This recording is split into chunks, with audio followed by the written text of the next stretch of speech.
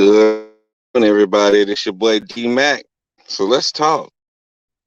Now I'm talking about a subject that is very, um, it's very sensitive topic, and it's something a lot of women have been through, and a lot of men have been through as well.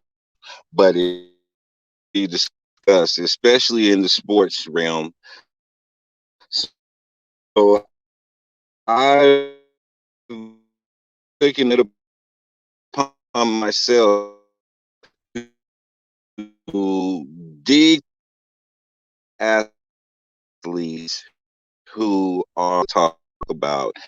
And what I'm about to talk about is about because the Cincinnati Bengals, Marr Chase, today was cut from the team, and he's been charges filed against him by his baby mom for him his hands on her. And there's a lot of this taking place in the National Football League, and it has to be as more than it is being addressed by the league because it happened more and more. If they had stricter rules and they had stricter consequences for this, then these guys wouldn't be so to put their hands on these females like they're doing. And so it's one thing that they have a control issue, and they think that woman's not going to speak out and say anything. But once I go through this and start describing some of these acts, you're going to see that they were caught in the moment, and that's how they got put out there. So the first person, like in my title, Marr Chase, is a young wide receiver for the Bengals, and his hands on his kid's mom. Now,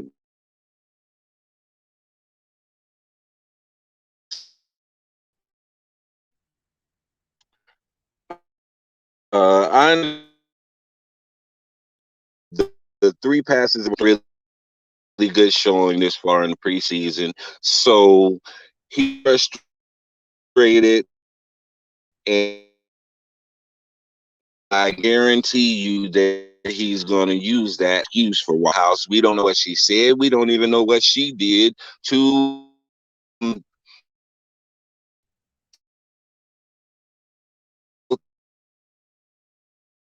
thing up. And I'm not saying it's something to make her, but I'm saying we don't know it really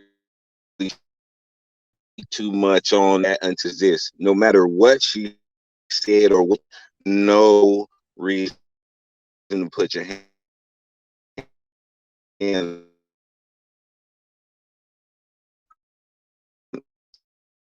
I put my hands on women. You have to put your hands on,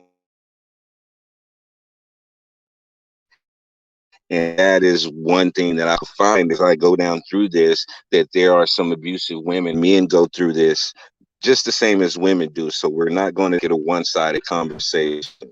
So the first football player that won out was Wheeler, and this was a more recent one. This is the white lineman who actually friend, and they made it they tried to make it a racial thing. Uh, schizophrenia or a major issue. On top of that, he's a football player, and they have the CTE, and they have all of the mental health things going on. Does that excuse what he did? Absolutely not. But she man, and she didn't want the press to crucify him because of the things that he was going through. And a lot of people would say that, well, Stockholm syndrome, she just sorrow for her abuser and her oppressor. But is it really, or do she have an understanding of what he's going through mentally, and as well as these other ladies and men? Because this is definitely something that has Aaron who went out and committed murder, and then you have who built himself. And so we know that brain injury, CTE, this causes an imbalanced body. It also is impulsive dealing with it, and they go out and make questionable decisions and they things. I've also brought up Antonio Brown when he took that hit by Burfict, and after that, he's never been the same. He because of it, because he ripped the dude's head off.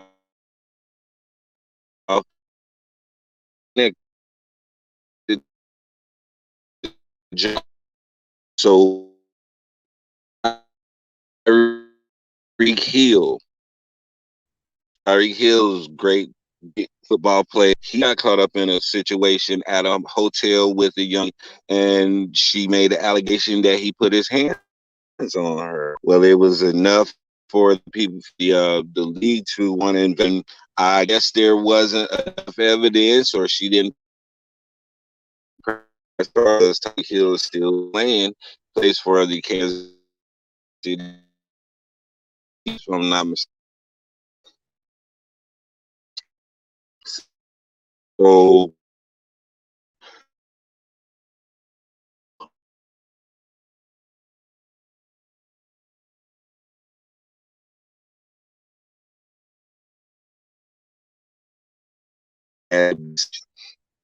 um Truth, he said, R3, hey, how you doing today? So glad to see you.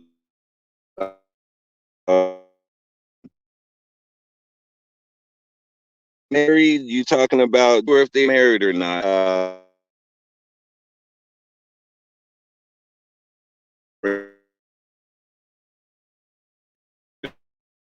They're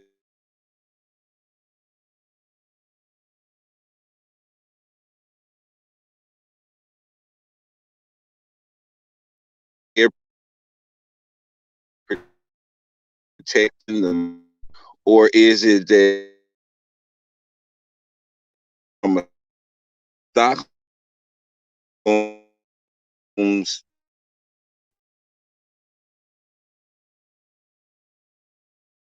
that these dudes are stuff acts that they're doing?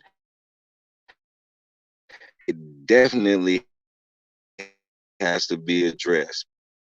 We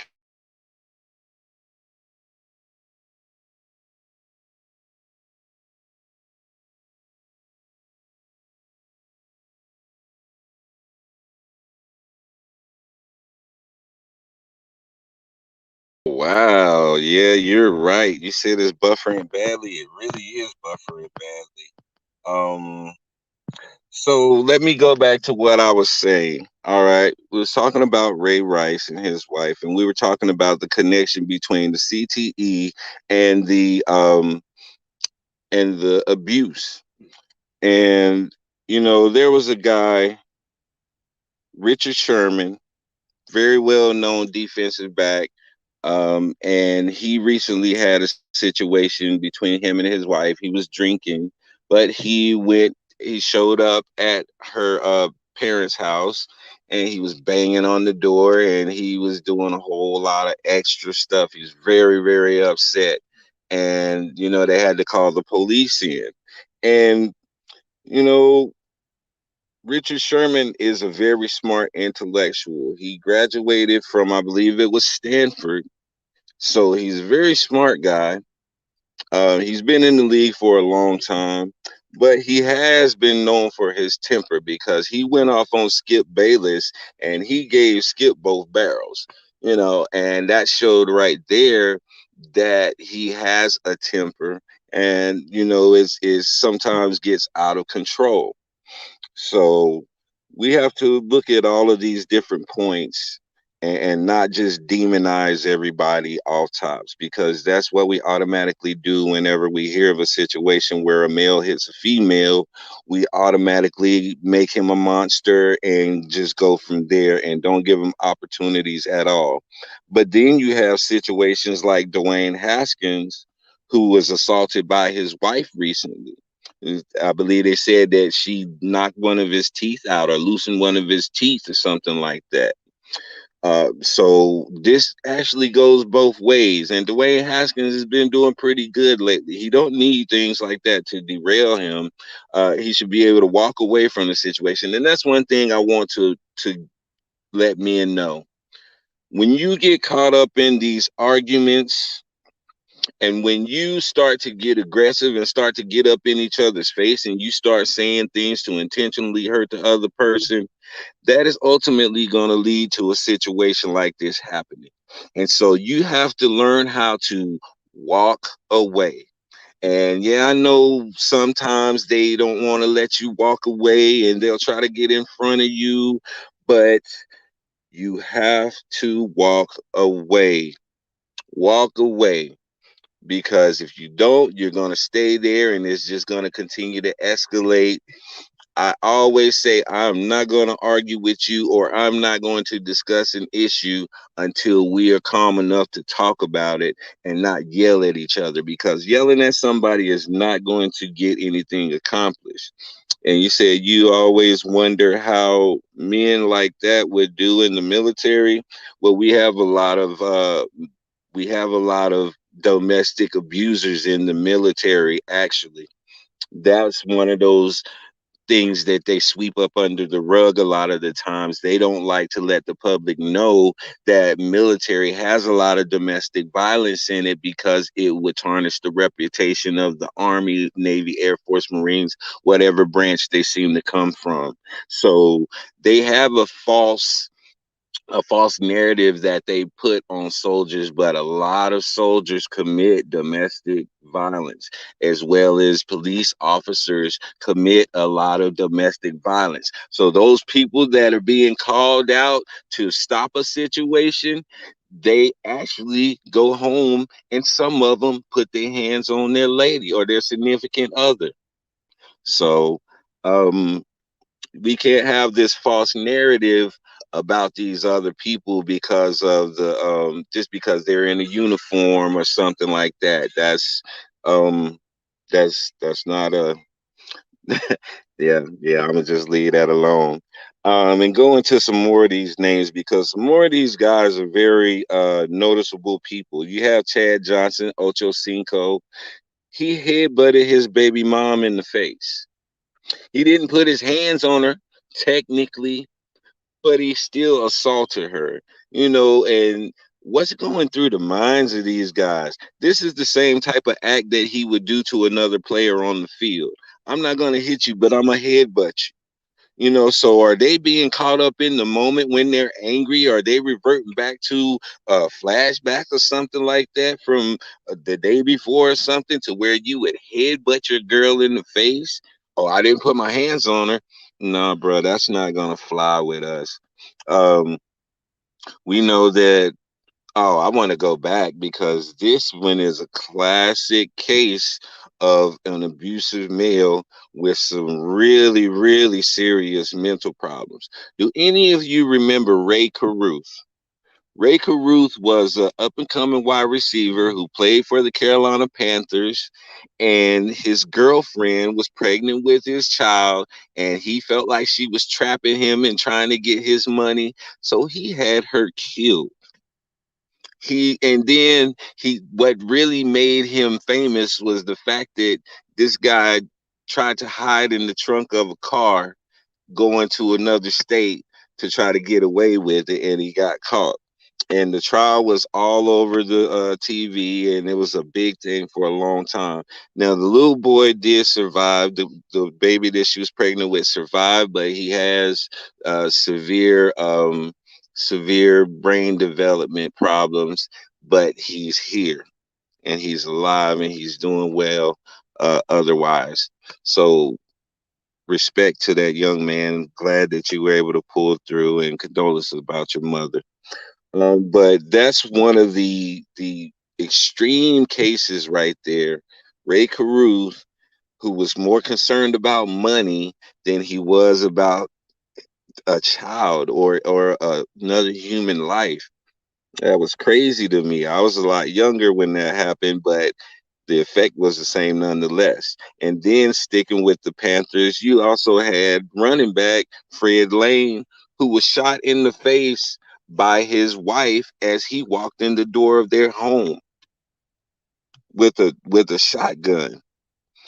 Now, we don't know what Fred Lane was doing to this woman to make her do something like that to him, because that's very personal. If she was just wanting to get his money, she would have somebody else to do that. But for her to stand there and wait for him to come through the door so that she could do it herself, that was something personal. That means that there was something going on there, that she felt like she had to get rid of this threat in her life. Now, the next person I want to talk about, we also know pretty well, Steve Mcnair. Air McNair is what they called him. He was a quarterback as well, and he was murdered by his mistress. She shot him 4 times in the chest while he was asleep. Why? Many people can make a lot of speculations as to, well, he was going to leave her and he was taking the money, or what any of that. None of that matters. The fact is that she felt like she had to take this man's life. And so that lets us know that there's two sides to this spectrum. So we can't just be one-sided with the abuse. Domestic violence is domestic violence, no matter who's putting hands on who. Floyd Mayweather, the one of the pound for pound greatest fighters of all time. Why would you feel like you have to put your hands on a woman when your job and your special gift and talent is fighting?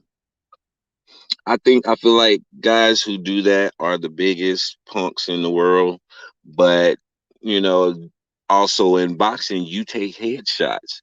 You get punched in your head for a living for a long period of time. So that also as well can cause CTE, TBI, whatever you want to label it as.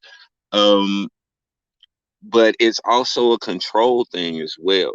We have to factor in control, because most men who beat on women, or most women who beat on men, have control issues. They're trying to control you. They want you to do something that you are not doing the way that they see fit, and they're going to get you back in line.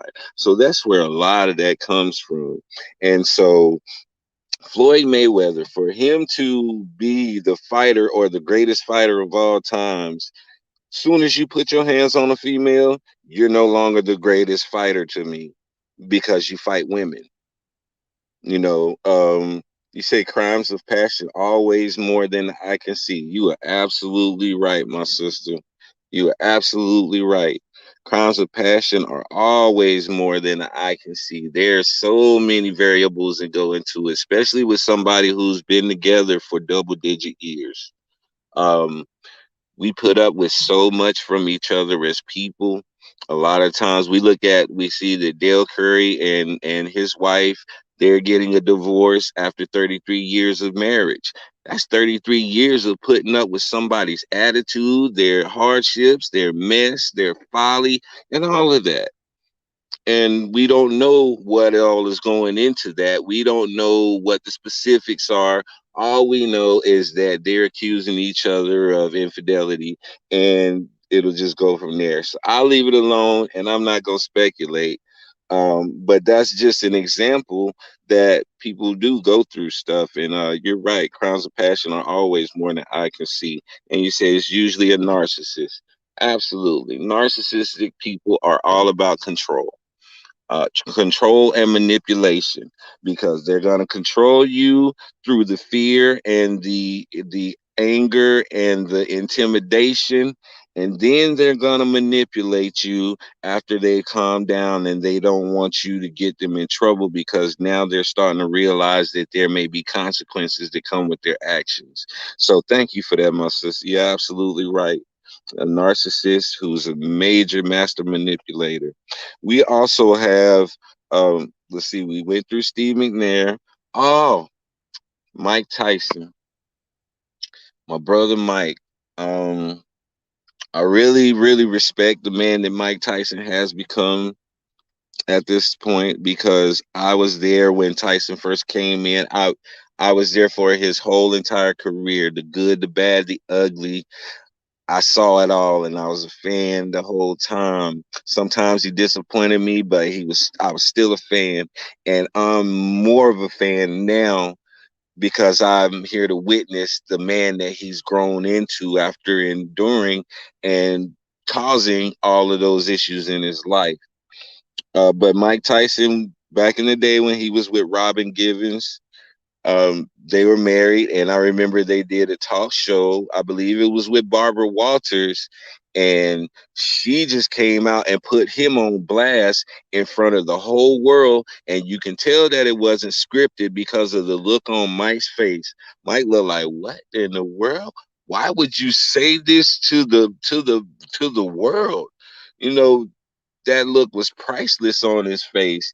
And, he said that there was a lot of allegations made about her intentions with him. And this is where the whole gold digger term was coined. It started mainly in the mainstream aspect with Robin Givens. But Mike was doing some of those things. It's not like she was sitting there just telling a lie saying that Mike gets aggressive and Mike can get rough sometimes. That's the absolute truth. That was the whole thing that his career was predicated on, being vicious, being intimidating. So that's what he does for a living. That was his mindset. He said it in an interview that Customato left him no doubt how vicious and how savage he was. And there was absolutely no doubt in his heart and mind that he was going to become champion because of the way that he was brainwashed to believe that absolutely nobody could touch him. Yeah, yeah, you're right. He does admit to it, and that's a sign that a person has grown and that they've had deliverance in the area. When you've had deliverance in an area, you can speak about it, and you can be effective when you speak about it and help somebody else to get through it. And that's why I say I'm a bigger fan of Mike even now because of the man that he's become, and he owned up to everything that he does, and he let people know that that's not the way to go. He never glorifies what he's been. I was watching an interview the other day that he was overseas somewhere and he was doing an interview, and the interviewer was trying to trap him in questions because she felt like the commercial that he did over there was feminist. And very sexist. And so she was trying to trap Mike in some questions. Now, the old Mike would have been cussed her out, would have called her everything under the sun, moon, and stars, and walked off the set. But Mike maintained his composure. He was very eloquent in his answers, and he even made her look stupid on several occasions. And I said, wow, that's growth in a person right there. That is true growth in a person right there. And that made me respect that man even more because been able to overcome some of those things in his life. Some were self-inflicted. We can't sit here and say that he was innocent. He definitely brought some of that stuff upon himself, but there was also some stuff in there that was definitely uh, thrown on him to try to get control of him or whatever case that may be. The next person that I want to talk about, this person I really didn't know much about. He was a baseball player, and his name was Reed Vasquez, and he beat his girlfriend at the stadium in the stairwell. Now, this is how bold these dudes are, and this is how, I guess, how little is being done about it. That he felt like he could take her in the stairwell at the stadium and beat her. And it's not like he just slapped her once or twice. No, he thoroughly put his hands on that woman and picked her back up and would hit her again. And I know somebody heard her in that stairwell. Somebody had to hear all of that in the stairwell, but they'll put their head in the sand like an ostrich and act like it's not going on when really they need to be proactive instead of reactive, because that's what we're seeing a lot of. The league is not being proactive in preventing these things. They're being reactive when those things happen. And that is the problem. Don't wait until they get too bad, because you know if they can't control their temper at work, they absolutely cannot control their temper at home. And that's something that you as a team, as a coach, as a general manager need to get a hold of, and get ahead of it before they put their hands on that woman, because they definitely putting their hands on people on the field. And you think it's going to stop there? No. The same thing that they're used to doing, being intimidating, being aggressive, being an alpha, when they get home and things are not going their way, they're going to do the same thing. And so it needs to be addressed ahead of time and not dealt with when the police is being called and the woman's face is unrecognizable. um I put OJ Simpson on this list, but I put OJ Simpson on this list because of the nature of the crime and things like that. And I'm about to say something that most people might be against and people might not agree with it, but that never stopped me before. I don't bite my tongue. And I feel like OJ did not do it. I feel like his son did it. And if you go and you look at the documentary and you look at all of the information and you read the transcripts, you would lean more towards OJ's son is the real killer as well. But that's neither here nor there, and I'm gonna leave that alone really quick. Another person I put on here is a boxer. This is another boxer, and this is Arturo Gatti. Arturo Gatti was known as a knockdown, drag out, slug fest fighter. He's most famous for that. Him and Mickey Ward had 3 fights, and the headshots that they gave each other in those fights, you see what happened to Muhammad Ali from taking all of the headshots that he took. And you see that a lot of our older boxers from that era of slugfest, they talk real slow, and and they got a lot of things going on and stuff like that. And this is something that Arturo Gatti was going through, but Arturo Gatti also had drug issues and he was also an abuser. And they said that when they found him, he had been strangled with a purse strap. His wife's purse strap is what he was strangled to death with. Now we know, well, I ain't gonna say we know. Let me quit saying that. Um, we can gather from the evidence and from the testimony that Arturo Gotti was definitely uh, violent towards his wife, and maybe she just got tired of it and sought the opportunity, because it was after they had a fight when he died. Because whenever the police questioned her, she said that she was gone out of the room, and when she came back she found him like that. But you know evidence proved that to be not true. And so yeah, I would definitely lean towards the fact that he was beating on her and she just got fed up.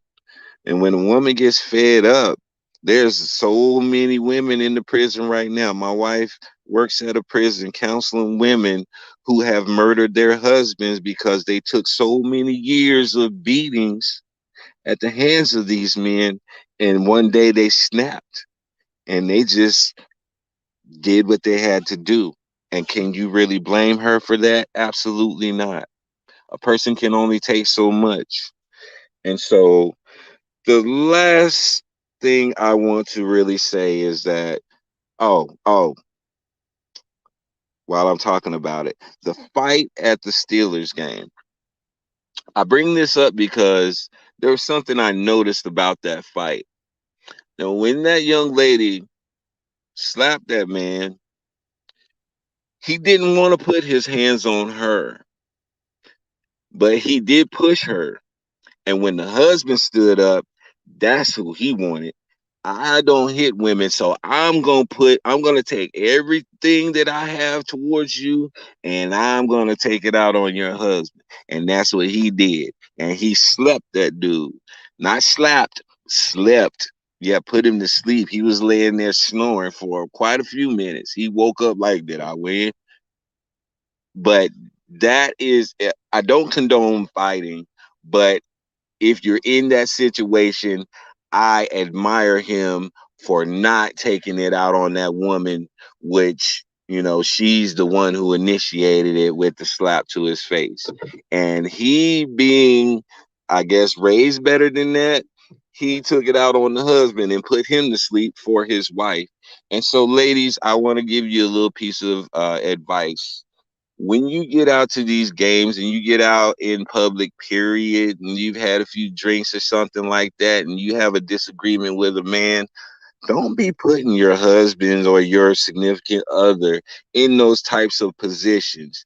That's showing that you don't really care about them to put that person in that type of position. You don't know what that other man is capable of. You don't know what type of skills he have or anything like that. And now you're putting your significant other in harm's way because you can't control your emotions in that moment. So I just wanted to get that out real quick because a lot of confrontations can be avoided if people just would do that. Um, and last thing I want to say is that when you're dealing with, you said definitely you're onto something. I'm sure CTE is responsible in every case. Um, I, I say it's a contributing factor. It's a contributing factor. It's not all. Some guys are just dirt bags. That's that's just the truth of it. Not all of these guys are suffering from something. Some of them are just controlling dirt bags. And that's the type of environment they were raised up in, and so they don't see nothing wrong with it. But a lot of these cases that I'm talking about are directly tied to CTE and head injuries because one of the main things that ties all of these guys that I named together, especially the football players particularly, is the fact that they were uh, quarterbacks, running backs, and wide receivers. Now, what do quarterbacks, running backs, and wide receivers all have in common? They take a lot of shots to the head. They are more open to be hit the hardest. You see wide receivers whenever they get those little float passes out there and they're just left wide open and those linebackers be licking their chops to just take their head off. We see those slant routes where they just get creamed and pummeled. I remember Don Beebe a long time ago. He was a wide receiver for the Bills and he got knocked out cold. Um, who was it? Bridgewater. He got knocked out cold. Um, like I said, Antonio Brown, he got knocked out cold. So a lot of these guys are on that offensive side of the ball and they're in that position where they take the hardest impact to the head. Is that a coincidence? And it's not I went in and just started picking out people based on this and that. No, I just went down a list and I noticed in that list that I was writing down, wow, a lot of these guys are running backs. A lot of these guys are wide receivers. A lot of these guys are quarterbacks. All of these guys take the hardest impact hits to the head. And then the other ones are defensive backs. They're the ones who are giving those hard blows. You know what I'm saying? Pause. But these are things that we have to look at. These are the things that will help the league to be proactive in stopping this stuff and not reactive after it's gotten bad and already blown up to that point. So there was a show that used to come on back in the days, and it was called A Different World. It would come on after the Cosby Show. It was actually directed by Cosby and produced by Cosby. And one of the things that I loved about Different World, they would always address issues that people didn't want to talk about, those hard button issues. And I remember one episode in particular, there was this rap guy. What's going on, self-awareness? What's happening, my brother? Glad to see you in here, man. Appreciate you. And this particular episode of A Different World, there was this rapper, and the girl Gina was dating him, and he was putting his hands on her, and one of the kids, Terrence, he came out and he like addressed it, and the rest of the crew, the whole little circle, they came in and addressed it as well. But the thing that I really, really loved is the fact that they brought it out and they made it something that women could talk about, and they didn't make her look so helpless and embarrassed and all of the things that women feel whenever they're trying to decide whether they want to tell somebody or just keep it to themselves. They didn't do that to her. And so that empowered a lot of women to stand up and really hold these men accountable for their actions, because um, that's what's needed. We need that example, and we don't see that anymore in our TV shows or our TV programming, where these issues are being addressed like this anymore. And this is what we're falling away from as a people. And when I say as a people, I'm talking about all of us humans, the human race. Um, yeah, Jamar Chase for the Cincinnati Bengals just recently arrested for domestic abuse against his child's mother. At what point is this going to stop? It's only going to stop whenever they become proactive instead of reactive. This is your boy D Mac, man. I appreciate you for coming on, Truth Lady. I appreciate your Self Awareness TV, Reverend Tony, man. Much love to y'all. And I hope people get something out of this, because this is something that am always going to uh, shine a light on. Anytime this comes up, especially in sports, I'm going to bring it up because it's going to fall right in line with that mental health uh, hard line that I stay on. I always address the mental health issues in sports. Like I've said many times before, I let other people have those stats, and they're the stats guys, and they'll tell you every stat from here to Timbuktu. But I'm going to discuss the issues that these guys have. You remember how Bob Costas used to do? Thank you so much, Truth Lady, for sharing.